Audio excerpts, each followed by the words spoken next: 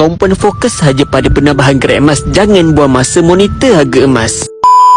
Harga emas naik tak kaya, harga emas turun tak miskin. Yang paling penting dah berapa gram emas yang kita ada. Itulah persoalan yang paling penting penyimpan emas kena cakna. Bukan pasal harga semata-mata. Harga emas hari ni confirm lebih murah berbanding beberapa tahun akan datang. Harga tinggi ke rendah dalam jangka masa pendek tak memberi kesan besar pun pada tabungan kita untuk jangka masa panjang. Kita beli dah simpan je, harga emas confirm akan naik. Lagipun tak ada siapa yang tahu bila harga mahal dan bila harga murah untuk jangka masa pendek. Yang pastinya harga emas confirm akan naik untuk jangka masa panjang. Sebab tu saya nasihatkan jangan buang masa monitor harga emas. Saya percaya lagi lama kita menabung dalam bentuk emas, fokus kita adalah bukan pada harga emas murah semata-mata, tapi fokus utama kita adalah untuk capai matlamat kewangan dengan simpanan emas. Harga emas murah itu adalah bonus untuk kita tambah lebih banyak simpanan emas kita daripada sebelum ni. Jadi untuk tuan-puan yang nak mulakan simpanan emas, boleh kontak saja nombor di bio saya untuk saya bantu simpanan emas tuan-puan. So, nombor 1, cek komen, jangan lupa follow.